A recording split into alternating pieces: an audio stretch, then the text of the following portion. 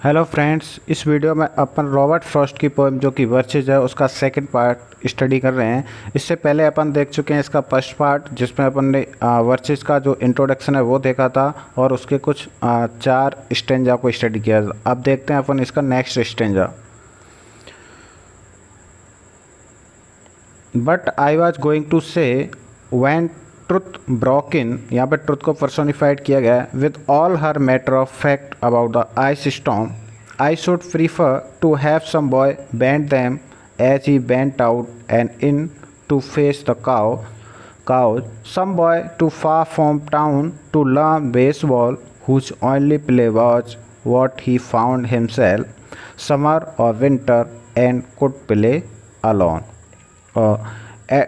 देखते हैं what I was going to say. आगे पोइट कहता है वैन ट्रुथ ब्रोकन, जब उसके दिमाग में सत्य आ जाता है। द ट्रुथ बिकन, वो सत्य क्या है? With all her matter of fact about the ice storm, जो उसके दिमाग में आइस स्टॉर्म के लेकर जो विचार थे उसका सत्य उसके दिमाग में आ जाता है। The speaker returns to the original focus of the poem, having gotten wrapped up in describe the effect of ice storm. Originally, the speaker meant to say that it is preferable to imagine that a boy bent the birch tree by swinging from them on his way to tend to his family cow. यानी next to line में कवि कहना चाहता है आई should prefer, मैं यह prefer करना चाहूँगा, टू हैव सम बॉय, कि कोई लड़का बैंड दैम, इनको झुका गया है, जैसे एज ही वेंट आउट, जैसे वह जाता है, and in to fetch the cow, जैसे वह अपनी गायों को लेने के लिए जाता है, उसी प्रकार एक लड़का इनको झुका के गया है वशिष्ठी को। This boy the speaker imagine live too deep in the woods, और इस लड़के की बात कर रहा है, वो टाउन से दूर यानी जंगल में रहता है, वुड में रहता है। टू लर्न बेसबॉल, और वो क्या सीखता है? Baseball. हुच only play was what he found himself, और जो उसका खेल था वो उसने खुद उसको अपने आप को वहाँ पे पाया। And instead had to find his own source entertainment amusing himself through the year. यहाँ पे समर और विंटर ईयर को डिस्क्राइब किया है उसने, कि चाहे समर हो या विंटर हो, उसने खुद को एंटरटेन करने के लिए वहाँ पे अकेला पाया उस बोट्स में। तो ये स्टैंजा है। यहाँ पे उसने जो प्रीफर करने की बात बोली है कि मैं क्या प्रीफर करना चाहूँगा कि एक लड़के के द्वारा इनको झुकाया गया हो। Next stanza. One day, when he subdued his father's trees by riding them down over and over again until he took the stiffness out of them, and not one but hung limp. Not one was left for him to conquer. He learned all there was to learn about not launching out too soon, and so not carrying them tree away clear to the ground. Gradually the boy bent all the trees on his father's property, जो लड़का होता है वो अपने पिता की property यानी जो पेड़ थे उन सबको राइड करते हुए, स्विंगिंग करते हुए सब पेड़ों के ऊपर जाके उनको क्या कर देता है? बेंट कर देता है, झुका देता है, जो कि जिससे पेड़ होते हैं वो क्या हो जाते हैं? फ्लेक्सिबल और ड्रूपी हो जाते हैं, यानी वो फ्लेक्सिबल हो जाते हैं। He did this so much in fact that there were not any birches in the area that had not succumbed to him, यानी उस एरिया में एक भी पेड़ ऐसा नहीं बचा था।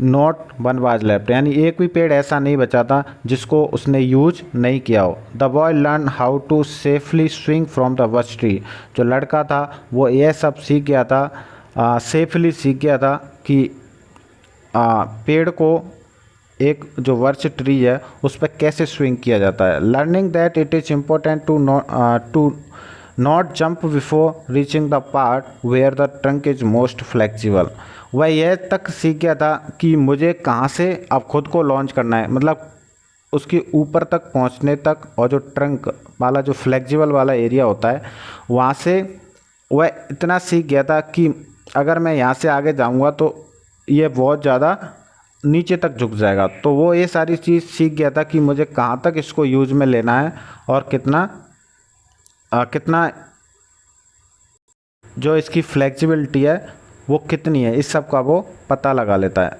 Since otherwise the tree could snap and fell quickly to the ground, और जब तक वो ऐसा करता, जब तक वो उसकी चोटी पर पहुंचता तो जो पेड़ था वो सीधा किससे टिक हो जाता, ग्राउंड से हो जाता।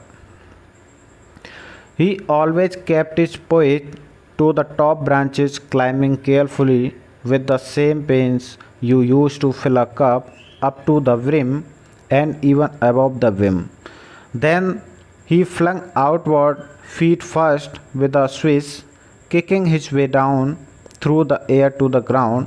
So was I once myself a swinger of birches, and so I dream of going back to be. यहाँ पे पर्सनल टच दिया है उसने, रॉबर्ट फ्रॉस्ट ने अपने बारे में बात की है।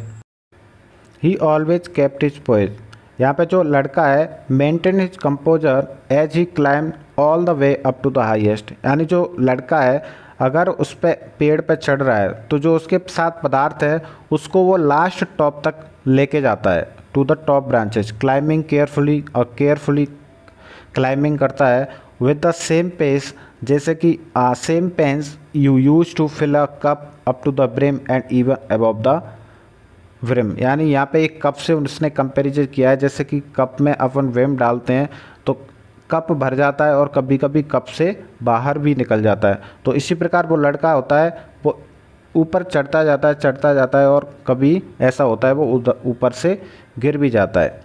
देन ही फ्लंग आउटवर्ड, यानी उसके बाद वह उससे आउटवर्ड फ्लंग कर जाता है। Feet first with the swish, kicking his way down through the all to the ground, यानी वापस वो वहाँ से फ्लंग करते हुए कहाँ पर आ जाता है, नीचे ग्राउंड पर आ जाता है। So was I once myself swinger of birches, यहाँ पे कभी खुद कहता है कि मैं भी एक बार अपने आप को वर्चिस ट्री का स्विंगर बनाना चाहूँगा। And so I dream of going back to be, और मैं ऐसा होने का सपना भी देखता हूँ। ये फैंटेसीज करता है, fantasies about one day swinging from the birches again, यानी मैं एक बार फिर से वर्चिस ट्री का स्विंगर बनना चाहता हूँ। It is when I am very of consideration, ये खुद पोइट के बारे में चल रहा है। It is when I very of consideration, very of consideration का मतलब होता है frustration of everyday life, and life is too much like a pathless wood where your face burns and tickles with the cobwebs broken across it, and one eye is weeping from a twigs having lashed across it open. I would like to get away from earth a while and then come back to it and begin over. इसमें कभी बात कर रहा है कि जब भी मैं मेरे पास जो एवरीडे लाइफ की फ्रस्ट्रेशन है, मैं ऊब जाऊंगा, मतलब परेशानियों से घिर जाऊंगा, और जहाँ पे तुम्हारा फेस है वो बहुत सारी परेशानियों से घिर जाएगा और तुम्हारी आइज है वहाँ से आंसू टपक रहे होंगे, तो फिर मैं इस सिचुएशन में जो वर्चिस ट्री है वहाँ का स्विंगर बनना चाहूँगा। I would like to get away from earth while and then come back to it, और कुछ थोड़ी देर तक वहाँ का मैं आनंद लेने के बाद, यानी बची चीज़ का आनंद लेने के बाद फिर भी मैं वापस कहाँ आना चाहूँगा, वापस पृथ्वी पर ही आना चाहूँगा। इसमें पोइट कहता है कि it would be nice to escape earth for a bit, यानी अर्थ पृथ्वी से थोड़ी देर के लिए ऊपर जाना थोड़ी देर के लिए अच्छा है। देन आफ्टर लिटिल वाइल, लेकिन थोड़ी देर बाद return and start all over again, ज़मीन पर आके यानी पृथ्वी पर आके फिर वही सारी जो पहले वाली सिचुएशन है वो शुरू हो जाएगी। कहने का मतलब है इस स्टेंजा में पोइट कहता है कि अगर इंसान ज़िंदगी की सारी परेशानियों से ऊब जाए, थक जाए, तो फिर उससे इस टाइप की एक्टिविटी करनी चाहिए जिससे वह थोड़ी देर के लिए उस चीज़ से बाहर आ जाएगा, लेकिन फिर जैसे ही वह वापस उस लाइफ में जाएगा तो फिर से उसे वही सारी चीज़ फिर से शुरू हो जाएंगी। लास्ट स्टेंजा देखते हैं इसका। May no fate willfully understand, नहीं सॉरी लास्ट नहीं है, second last. May no fate willfully misunderstand me and half grant what I wish and snatch me away, not to return. Earth is the right place for love. I don't know where it is likely to go better. May no fate willfully misunderstand me. लेकिन यहाँ पे कहता है this is not to say that speaker want some kinds of omniscient being to misinterpret and partially fulfill this wish by taking the speaker away from earth for good without any chance of return. वह कहता है कि शायद ऐसा कोई भाग्य ना हो जो मेरे को इसके लिए मिसअंडरस्टैंड करे एंड हाफ ग्रांट और मुझे कुछ परमिशन दे दे जो मेरी इच्छा है एंड स्नैच मी अवे और मुझे यहाँ से खींच कर ले जाए नॉट टू रिटर्न वापस ऐसे ले जाए कि मानो मैं वापस ही नहीं आऊँगा फिर। लेकिन थोड़ी देर बाद कवि अपने मूड को चेंज करते हुए कहता है earth is the right place for love, क्योंकि जो अर्थ है पृथ्वी है वो बताता है कि लव के लिए जो राइट प्लेस है वो पृथ्वी है। आई डोंट नो मैं नहीं जानता where it is likely to go better, लेकिन मुझे ये नहीं पता कि वह जगह कौन सी है जहाँ पे ये क्या बनने वाली हो, बेटर हो, ये चीज़ें और ज़्यादा बेहतर हों।